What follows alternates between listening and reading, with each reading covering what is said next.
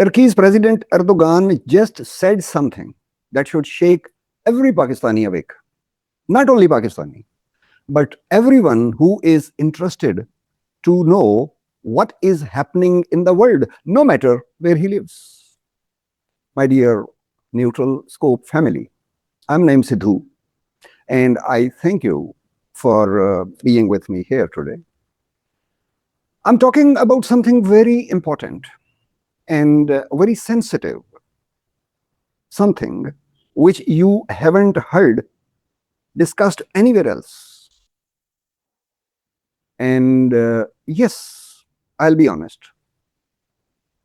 my production isn't fancy. You won't see lots of B-roll or flashy edits. But to be honest, that's never been my focus, never been my priority.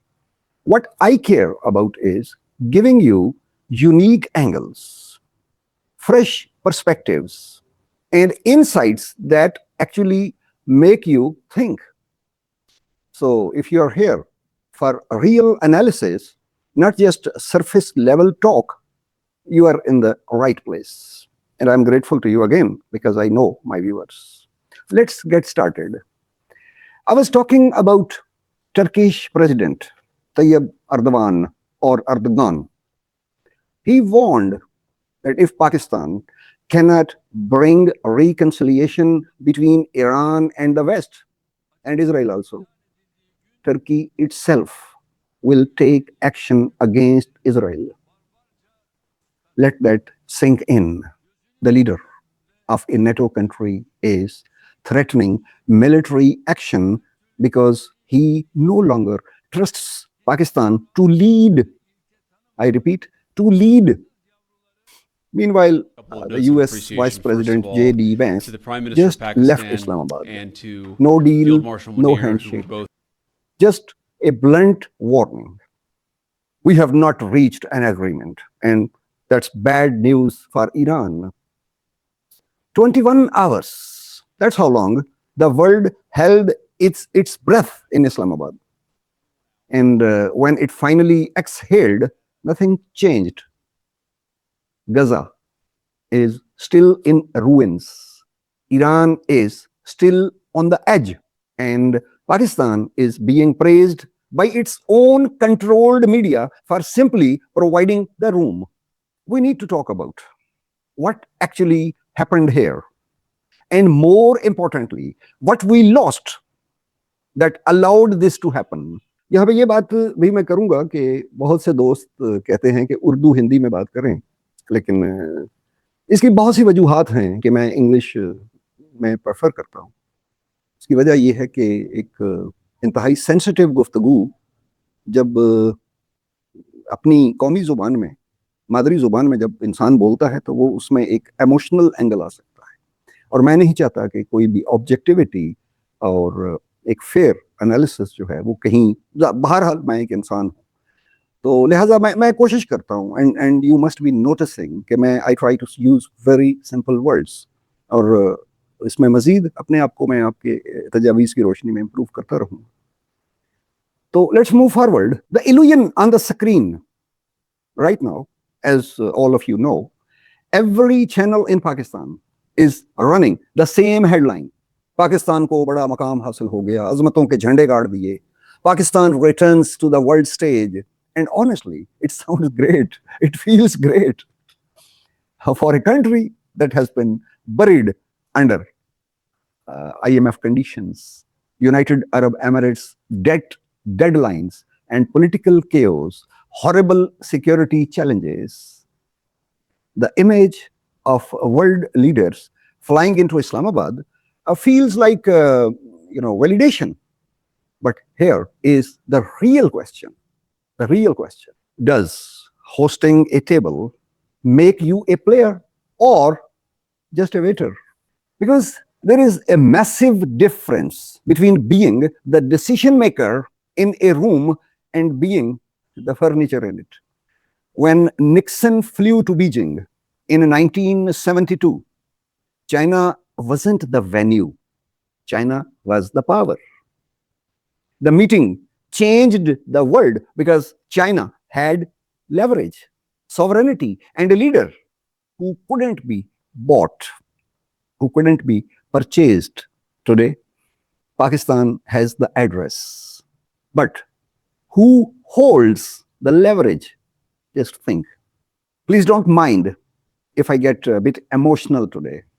Actually, I had been poignant before recording this video. And you'll understand the reason why I'm saying this.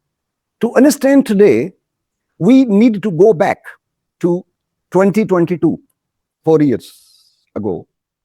Pakistan was quietly building something that terrified the regional status quo. A strategic bloc, Islamabad, Ankara, Tehran. A nuclear-armed Pakistan led by a man who looked Washington in the eye and said 2 words that echoed across the world. Do you know those words? Absolutely not. Absolutely not. No American bases on Pakistani soil. No subordination to Washington's agenda. And a clear message to the Muslim world. There is a third option. I'm not going to say his name. You know who I mean. So does the algorithm. But here's what. John Mashmere, one of the greatest realistic thinkers alive, has argued. States don't just seek power. They seek to ensure no one can threaten their survival. That bloc, Pakistan, Turkey, Iran, was exactly that, a survival architecture. A deterrent so significant that any military adventure in the Middle East could carry a real cost. What happened after that? Then came the cipher, a diplomatic cable, a controversy, a removal. And just like that, the shield was gone. Now look at what followed. Gaza was annihilated. Iran was struck on its own soil on 28th February 2026. And the man who said absolutely not was replaced by a system that says, how much? Is it a coincidence? You decide. Now let's talk about $5 billion transaction. Here's where it gets brutally honest. While J.D. Vance and the Iranian delegation were deadlocked at the Jinnah Convention Center, Islamabad, a completely different negotiation was happening behind closed doors. Just to see the news, I am flashing on your screen. According to Arab News and Middle East Monitor and Anadolu news agency, Saudi Arabia and Qatar have stepped in with a $5 billion lifeline for Pakistan. Why now? Because the United Arab Emirates has gotten harsh. Abu Dhabi is reportedly demanding settlement of $3.5 billion by the end of this month. This is not diplomacy. This is a margin call on Pakistan's sovereignty. Pakistan's total foreign reserves stand at roughly $16.4 billion. Just this amount. It hosted a peace summit for the world while simultaneously begging its Gulf creditor for an extension. And the payment isn't just financial. And now, the Pakistan Air Force quietly deployed frontline F-16s fighter jets to Saudi Arabia. And what is the official statement? Multinational exercises. The real translation, do you know that? Security for solvency. Pakistan provides the muscle. They provide the math. This is the transaction that no primetime show will discuss because it destroys the narrative. the domestic audience is told, the world needs us. The world needs us. Look at Islamabad airport. Look at the dignitaries. देखो क्या हो रहा है. सब अच्छा हो रहा है Pakistan. And what is the reality? Pakistan needs their money to survive the month. एक महीना निकालना कैसे है पाकिस्तान को, इस बात की फिक्र. नोम चोम्स्की ने क्या कहा था? Once observed, a state that cannot sustain itself without external debt eventually stops being a state. It becomes a client. Now we'll talk about deterrence, and I'll say the ghost of deterrence. The most painful question of 2026. I need your attention, please. Would Gaza look different today? Imagine just for a moment that the shield was never broken, that Islamabad, Ankara, and Tehran were a functioning bloc, that a nuclear-armed sovereign Pakistan was not negotiating IMF tranches, but activating regional deterrence. In geopolitics, deterrence is about perception. When your adversary believes the cost of war is too high, they hesitate. They calculate. Sometimes they stop. Without that bloc, the Middle East became an open ground. The strikes on Iran happened. Gaza was erased because the one regional force capable of making the cost too high was busy settling debts in Abu Dhabi, and now Erdogan is stepping into that vacuum. Turkey, or Turkey, a NATO member, threatening action against Israel because someone has to. That someone was supposed to be at Pakistan's place.